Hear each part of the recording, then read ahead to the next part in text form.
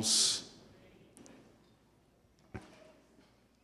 Queridos, vamos ler um texto que se encontra no Evangelho que escreveu Mateus.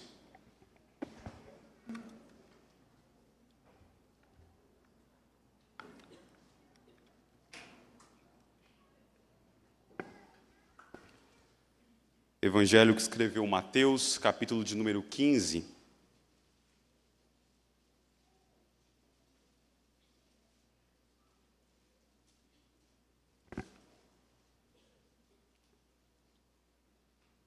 Evangelho que escreveu Mateus, capítulo de número 15. Estarei lendo do verso de número 1 ao verso de número 20. Acompanhe com atenção, meu irmão, aquela que é a palavra do nosso Deus. Nos diz assim: Então vieram de Jerusalém a Jesus alguns fariseus e escribas e perguntaram: Por que transgridem os teus discípulos a tradição dos anciãos, pois não lavam as mãos quando comem? Ele, porém, lhes respondeu: Por que transgredis vós também o mandamento de Deus por causa da vossa tradição? Porque Deus ordenou: honra teu pai e a tua mãe, e quem maldisser a seu pai ou a sua mãe seja punido de morte. Mas vós dizeis: se alguém disser a seu pai ou a sua mãe, é oferta ao Senhor aquilo que poderias aproveitar de mim, esse jamais honrará seu pai ou a sua mãe. E assim invalidastes a palavra de Deus por causa da vossa tradição. Hipócritas, bem profetizou Isaías a vosso respeito, dizendo: Este povo honra-me com os lábios, mas o seu coração está longe de mim. E em vão me adoram, ensinando doutrinas que são preceitos de homens. E tendo convocado a multidão, lhes disse: Ouvi e entendei. Não é o que entra pela boca o que contamina o homem, mas o que sai da boca. Isto sim contamina o homem. Então, aproximando-se dele, os discípulos disseram: Sabes que os fariseus, ouvindo a tua palavra, se escandalizaram? Ele, porém, respondeu: Toda planta que meu Pai Celestial não plantou será arrancada. Deixai-os, são cegos, guias de cegos. Ora, se um cego guiar outro cego, cairão ambos no barranco. Então lhe disse Pedro: Explica-nos a parábola. Jesus, porém, disse: Também vós não entendeis ainda? Não compreendeis que tudo que entra pela boca desce para o ventre e depois é lançado em lugar escuso? Mas o que sai da boca vem do coração, e é isso que contamina o homem. Porque do coração procedem maus desígnios, homicídios, adultérios, prostituição, furtos, falsos testemunhos, blasfêmias. São estas as coisas que contaminam o homem, mas o comer sem lavar as mãos não o contamina. Vamos orar mais uma vez, queridos? Senhor, nós queremos te louvar, Deus. Te louvar pela tua bondade, pela sua misericórdia sobre a nossa vida. Neste momento, Senhor, nós pedimos que a sua palavra fale aos nossos corações, ó Deus, pois não há eloquência e explicação, Senhor, que possa quebrar corações tão duros como o nosso, se não for por intermédio do teu Santo Espírito. Fala conosco, Senhor, que a tua palavra caia como semente em boa terra, que ela cresça, que ela dê frutos de arrependimento, Senhor, para a glória do teu santo e poderoso nome, Jesus. Isso nós te pedimos. Amém.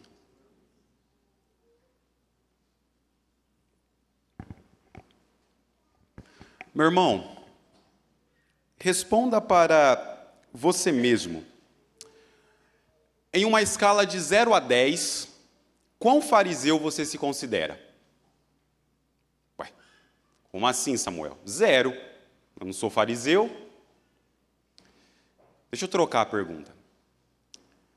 Em uma escala de 0 a 10, quão legalista você se considera?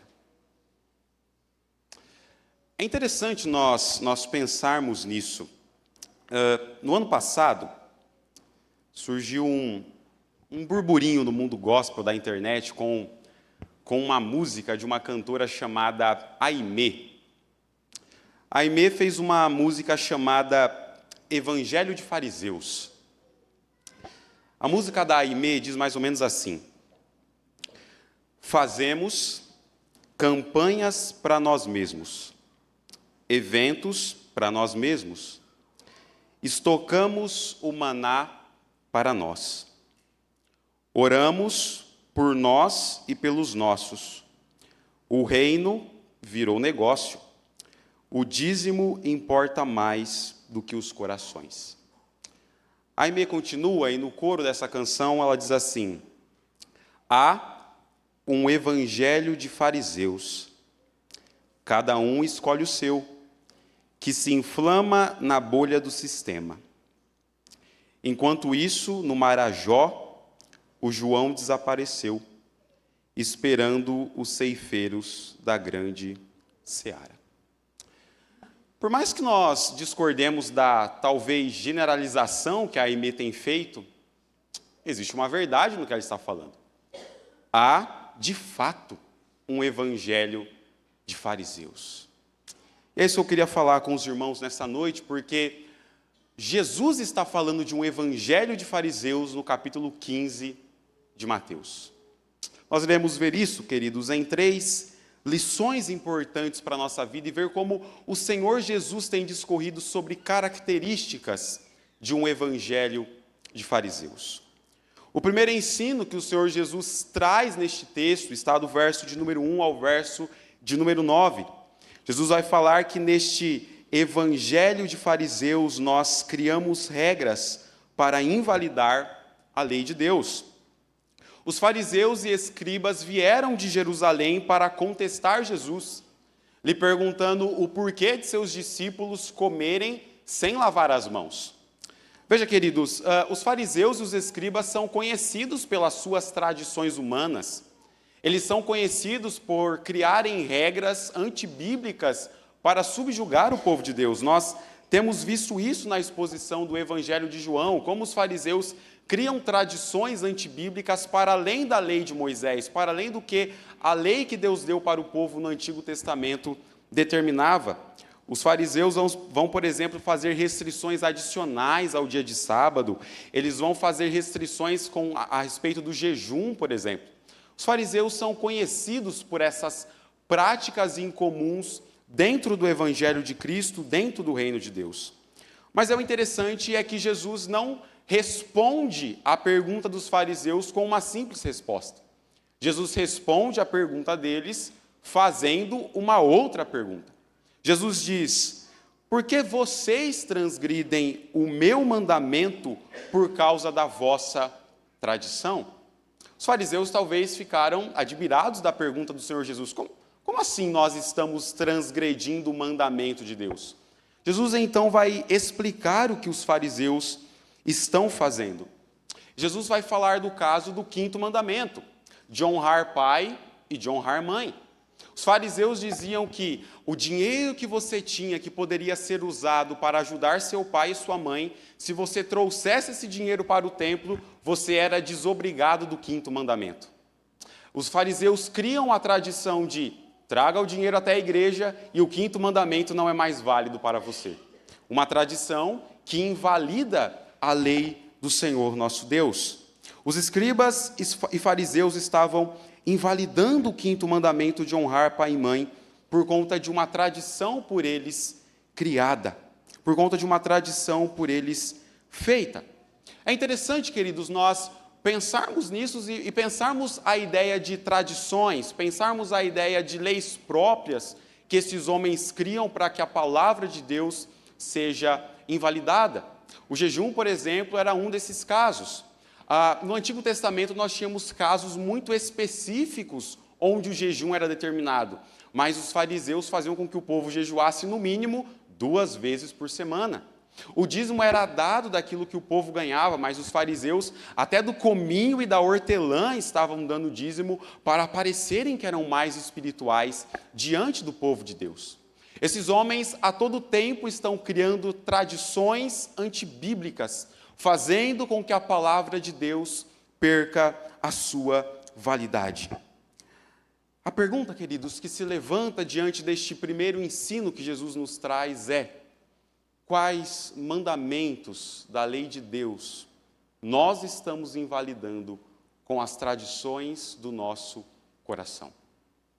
E talvez você responda, meu irmão, dizendo: eu não tenho nenhuma tradição exterior que invalide a lei de Deus, Samuel.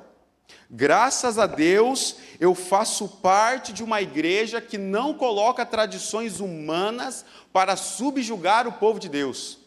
Eu não faço parte de uma igreja que criou usos e costumes para subjugar o povo de Deus, para além daquilo que a palavra fala.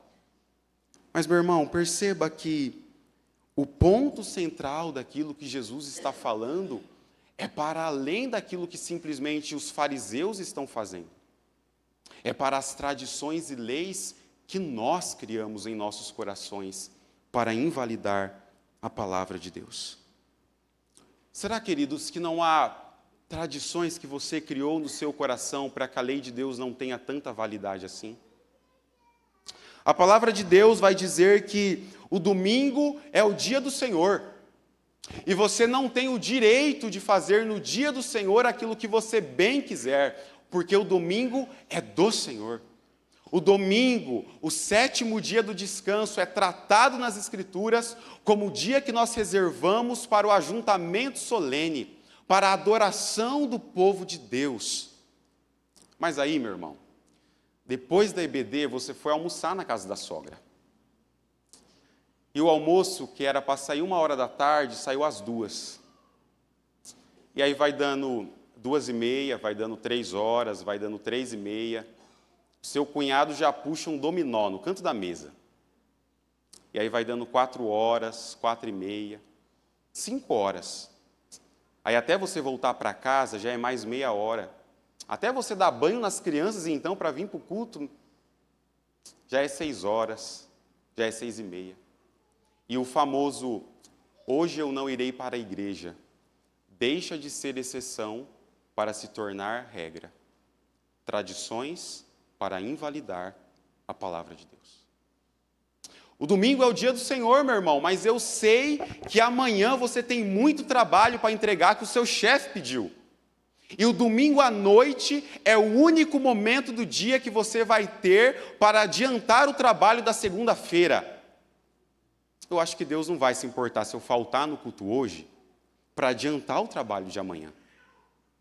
Tradições para invalidar a palavra de Deus. O jugo desigual é condenado nas Escrituras. E a Bíblia claramente aponta que não há aliança feita com os filhos da luz e com os filhos das trevas. Ah, Samuel, é que você não conhece ele. Rapaz trabalhador, de boa família. Você não conhece ela, Samuel. Acabou de passar na USP. Tradições para invalidar a palavra de Deus. A Bíblia diz, meu irmão, que você deve honrar a sua esposa. E que da mesma forma que Cristo trata a igreja, assim deve ser o seu relacionamento com o seu cônjuge. Ah, Samuel, você não conhece a miserável que eu casei. Tradições para invalidar a palavra de Deus. A mentira é condenada nas Escrituras e a Bíblia trata a mentira como um pecado como qualquer outro. Mas, Samuel, se eu não mentir para o meu patrão, eu não vou conseguir aquela promoção. Se eu não mentir para o meu patrão, o meu colega, que está menos tempo que eu na empresa, vai ser promovido e eu não. Tradições para invalidar a palavra de Deus. Mas perceba, meu irmão, que Jesus vai ainda relacionar essas tradições dos fariseus com o capítulo 29 do livro do profeta Isaías, quando ele diz: este povo honra-me com os lábios, mas o seu coração está longe de mim. Jesus está fazendo referência àquilo que o profeta no Antigo Testamento havia profetizado, de que Deus iria tirar o coração de pedra, colocar o coração de carne, mas que este povo que estava ouvindo honrava a Cristo com os lábios, mas o seu coração estava longe. O seu coração estava distante. E aqui, meu irmão, mora um grande problema para mim e para você. De nós conhecermos as verdades de Deus e de conhecermos as verdades do Evangelho apenas mentalmente e não de todo o nosso coração. Deixa eu lhe falar algo, meu irmão. Jesus não liga se você decorou o catecismo.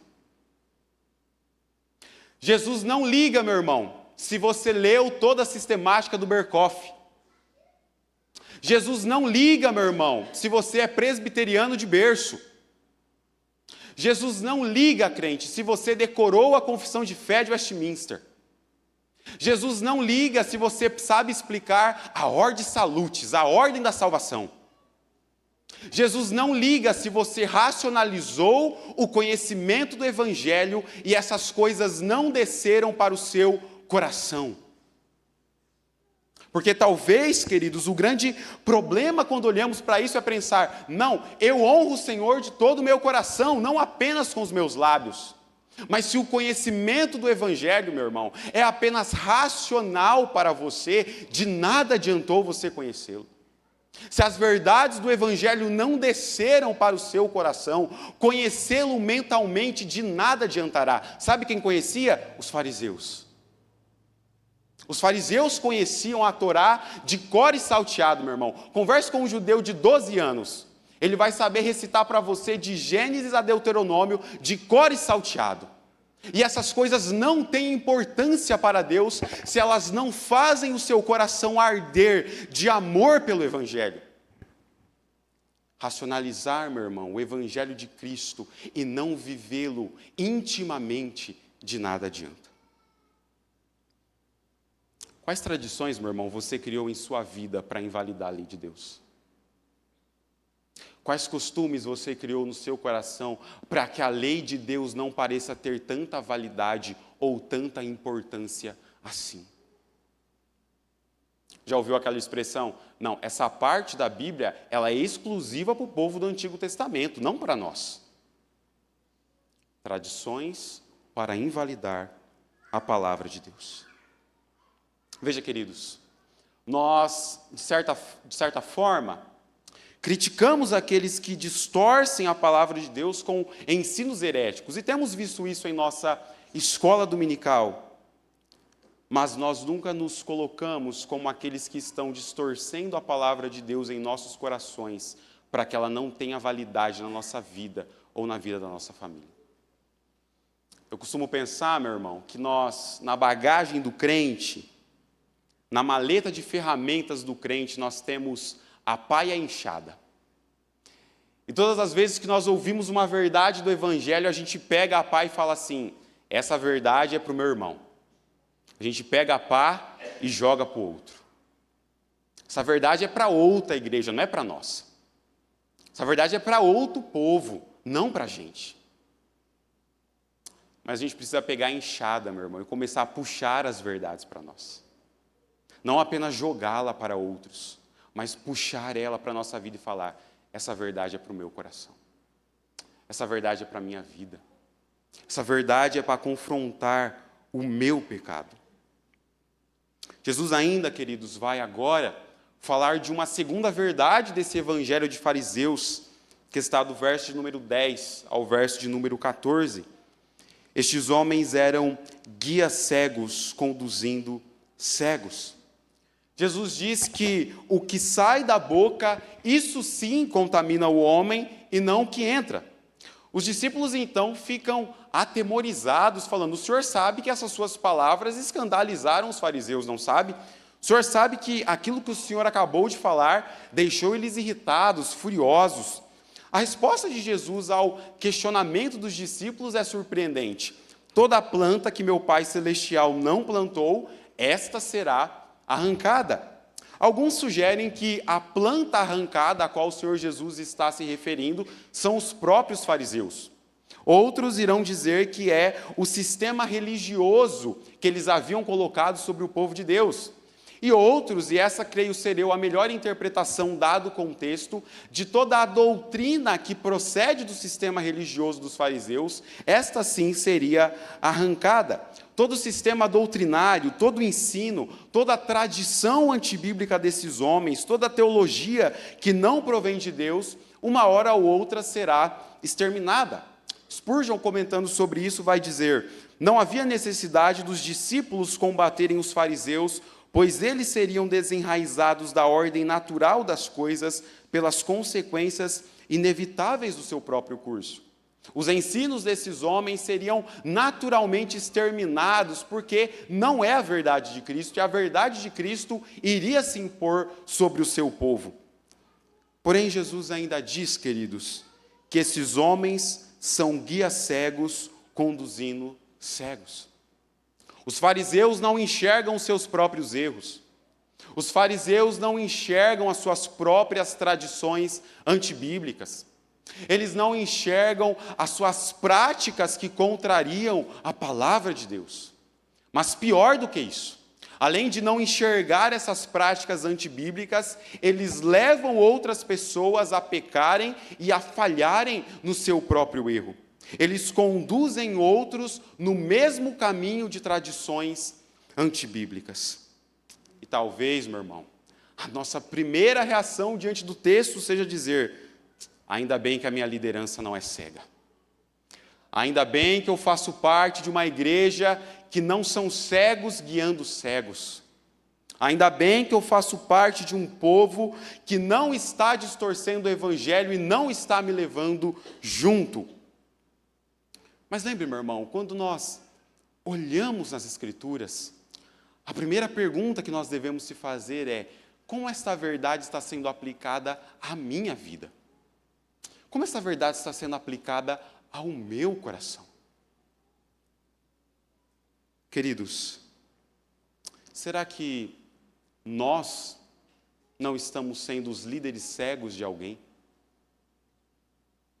Será que nós não estamos sendo os guias cegos, conduzindo outras pessoas ao barranco de pecado do nosso coração? Será, irmãos, que os pecados dos nossos corações não têm conduzido os nossos filhos no mesmo caminho? Aquela famosa frase, meu irmão: teu filho te imita, te causa esperança ou medo?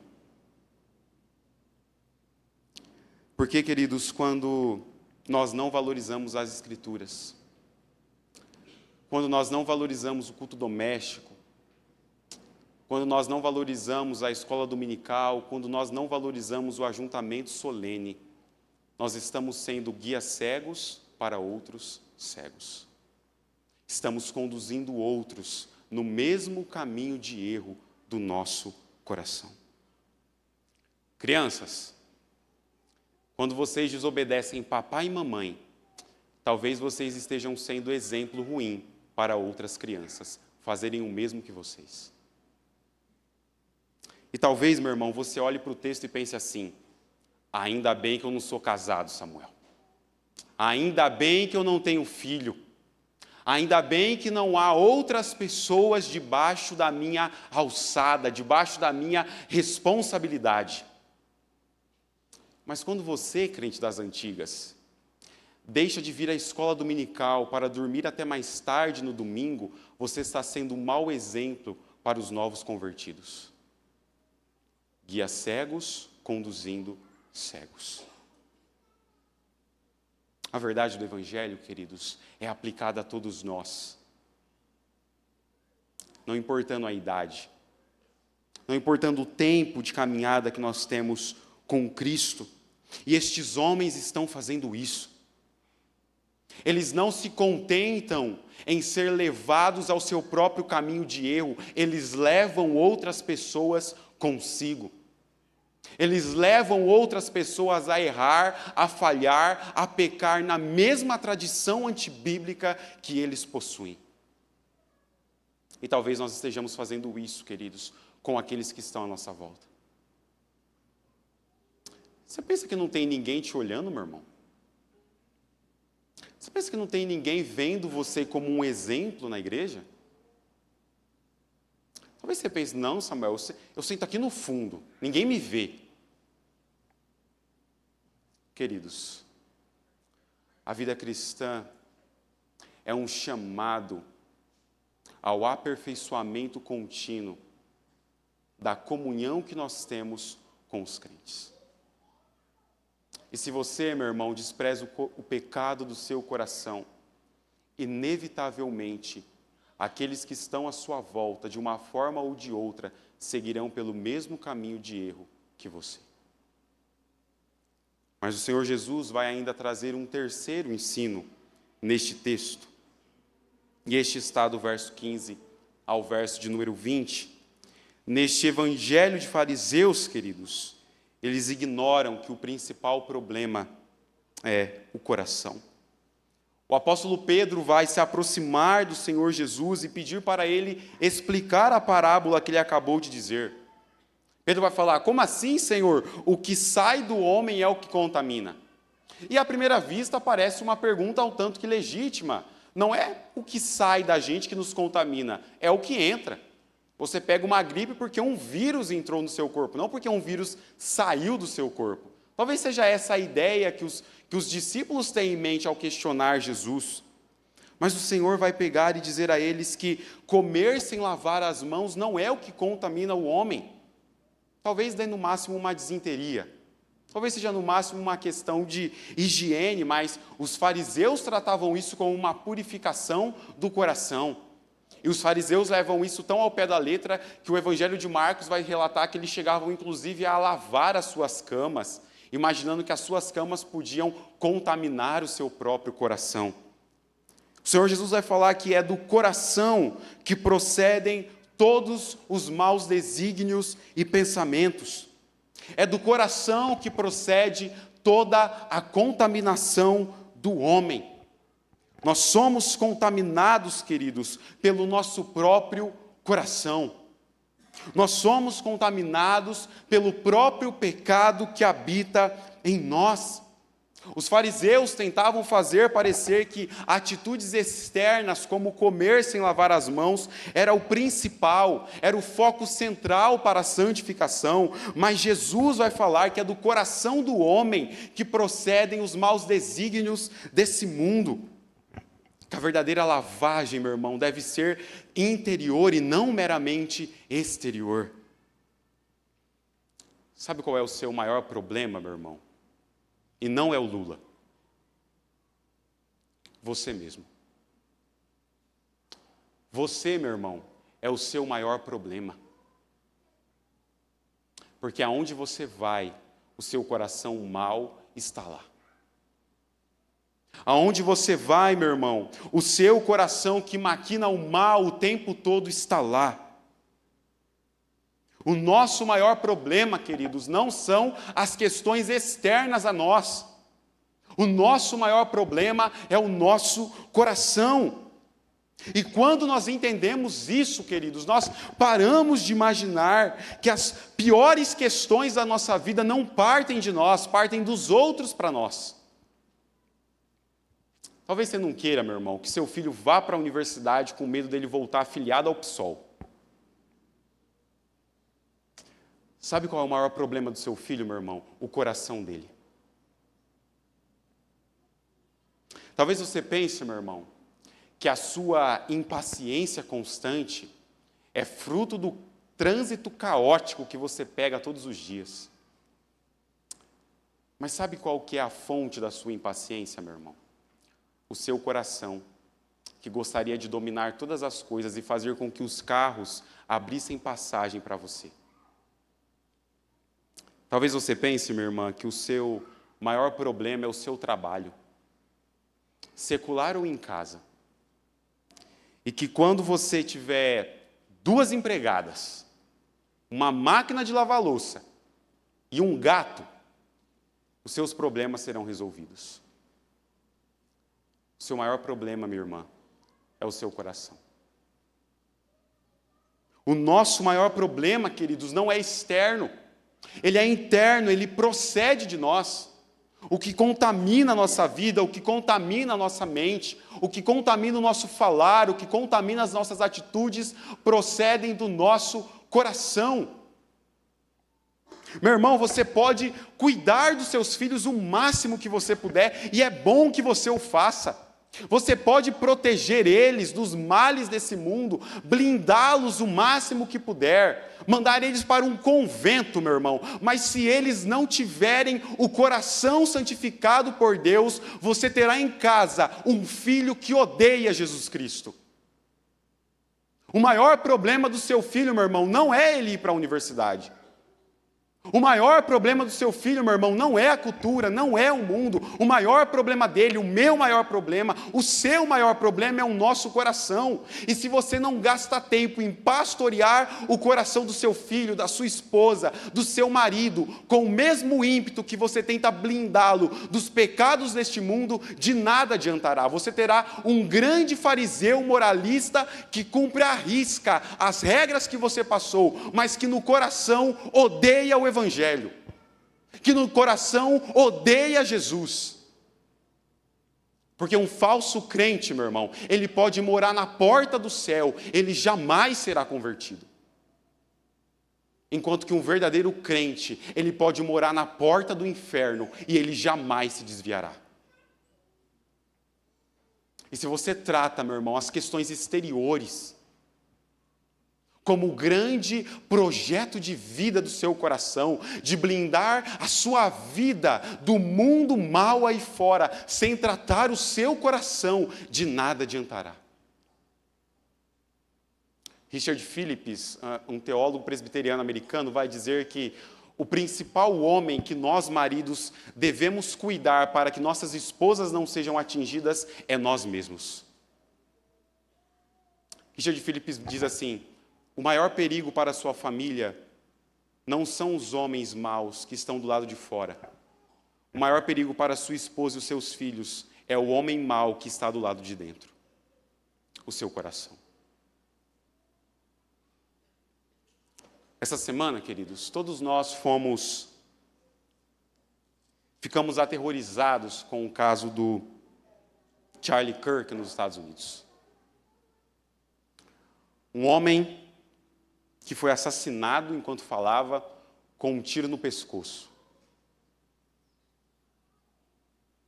Você ficou com sede de vingança, meu irmão?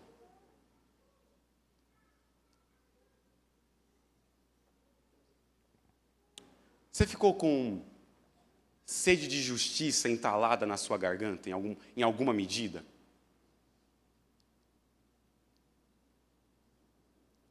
E talvez você pense assim, meu irmão: eu jamais mataria alguém, Samuel.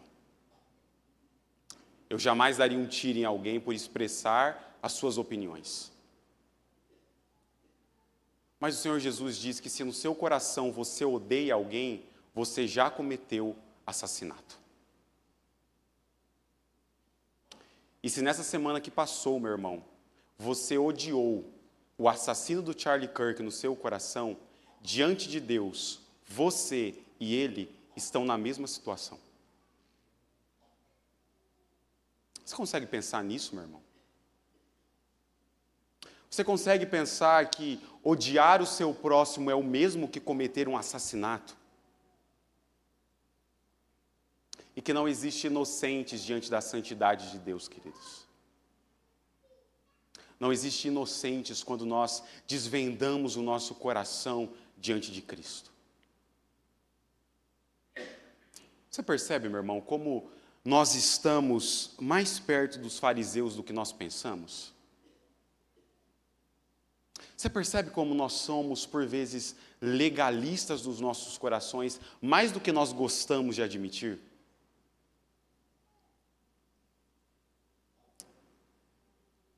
Vá ao seu coração, meu irmão, e mate o pecado do seu coração.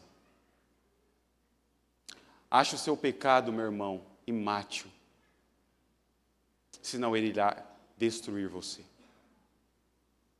Se você não matar, meu irmão, este pecado que grita no seu coração, este pecado te destruirá. Se você não santificar, meu irmão, o seu coração, o pecado que habita aí vai tomar proporções cada vez maiores. cada vez maiores. Diante disso, queridos, diante das verdades do que o Senhor Jesus tem falado nesta passagem, nós não temos outra escolha, irmãos, a não ser ir a Cristo. Só Cristo pode fazer, queridos, com que o amemos de maneira a não criar tradições que invalidem a sua palavra. Só Cristo, meu irmão, pode fazer com que o amemos de maneira a não sermos guias cegos para outros. Só Cristo pode fazer com que o amemos de tal maneira que o nosso coração seja totalmente dele. Estes fariseus aqui falados por Jesus não foram a ele, não ouviram a palavra, não se arrependeram. Mas a Bíblia, meu irmão, lá no Evangelho de João, relata sobre um fariseu chamado Nicodemos, que foi até Cristo. Estes fariseus não foram a Cristo, mas lá no livro de Atos, a Bíblia revela de um fariseu chamado Paulo, que foi até ele. Vá a Cristo, meu irmão. Leve seu coração a Cristo. Leve as suas dores. E a sede de vingança que você teve essa semana, leve a Cristo. Leve a Cristo o seu coração mau. Leve a Cristo o seu coração, meu irmão, que precisa se arrepender. Vá a Cristo, crente. Só Ele perdoa corações farisaicos e legalistas. Só Ele pode perdoar o meu e o seu coração. Essa noite, queridos, nós iremos tomar do pão e do cálice. Ao pegar no pão, meu irmão, lembre-se que Jesus foi moído para romper com o farisaísmo do nosso coração. Ao pegar o cálice, meu irmão, se lembre que esse sangue foi vertido naquela cruz para que legalistas como eu e você pudessem ter perdão. Cristo perdoa corações farisaicos, meu irmão. Ele perdoa o seu coração que cria tradições para invalidar a lei dele. Ele perdoa, queridos, os nossos maus costumes que levam outros a errar no mesmo pecado que o nosso.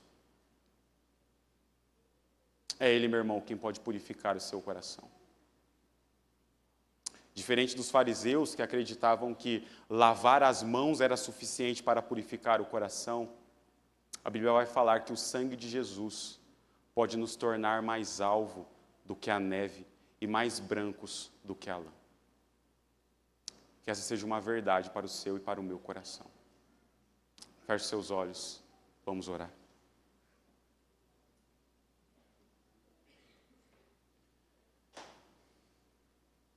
Eterno Deus, nós queremos te louvar, Cristo. Nós queremos te bendizer, Senhor, porque o nosso coração é mau, Cristo. O nosso coração atenta contra o Senhor, contra a sua santidade, contra a sua palavra, vez após vez. Nós nem imaginamos, Senhor, mas estamos o tempo todo criando tradições para invalidar a tua lei. Estamos o tempo todo, Senhor, criando situações para que a sua palavra não tenha tanta validade assim nas nossas vidas. Nós nem imaginamos, Senhor, mas por vezes o padrão corrupto do nosso coração tem levado outros a errar e a pecar no mesmo pecado que o nosso. Nós nem imaginamos, Cristo, mas o nosso coração é tão mau, Senhor, tão pecaminoso. O nosso coração é desesperadamente corrupto, Senhor. E se o Senhor não vier até nós, Cristo, se o Senhor não usar de misericórdia, Senhor, nós podemos lavar as mãos, lavar a cabeça, lavar os pés, podemos tomar banho 24 horas por dia e nada disso, Senhor, será suficiente para purificar o nosso coração. Se o Senhor não usar de misericórdia para com o teu povo, Senhor, não há nada que nós possamos fazer. Mas nós cremos, ó Cristo, que o teu sangue é suficiente para nos purificar. Nós cremos, Senhor, que o teu sangue é suficiente para arrancar a sede de vingança do nosso coração. Nós cremos, Senhor, que a tua palavra é suficiente para fazer com que a nossa mente, com que a nossa vida se adeque às verdades do teu evangelho. Nós cremos nisso, Senhor. Ah, Cristo, não deixe. Não deixe, Senhor, que nós te amemos apenas mentalmente. Não deixe, Senhor, que as verdades do teu evangelho seja apenas algo racional e não uma verdade que queima nos nossos corações, Senhor. Não deixe que nós sejamos, Cristo,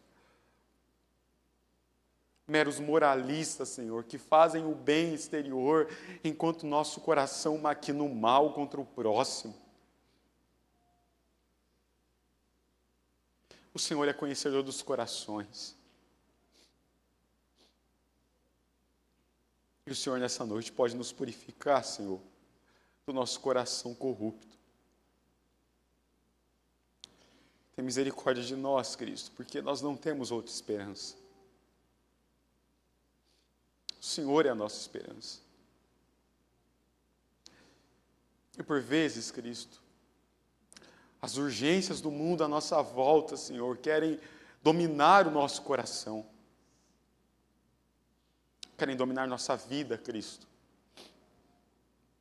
Nos fazendo achar, Senhor, que com a força do nosso braço, que com as nossas próprias mãos nós resolveremos. Nos ajuda a lembrar, Senhor, dia após dia, que nós não somos daqui. Que nós esperamos uma pátria celestial. Que nós esperamos o dia, Senhor, que os nossos corpos serão glorificados e já não haverá mais vestígio de pecado em nós. Até que esse dia chegue, Senhor, preserva o teu povo. Até que esse dia chegue, Senhor, preserva a tua igreja. Guarda os nossos corações da autossuficiência, Senhor. Guarda o nosso coração de acharmos, ó Cristo, que nós podemos por nós mesmos merecer algo da tua parte. Nós precisamos de ti, Senhor. Nós precisamos do Senhor. Por isso pedimos, Cristo, crentes e confiantes, em nome do teu Filho Jesus. Amém.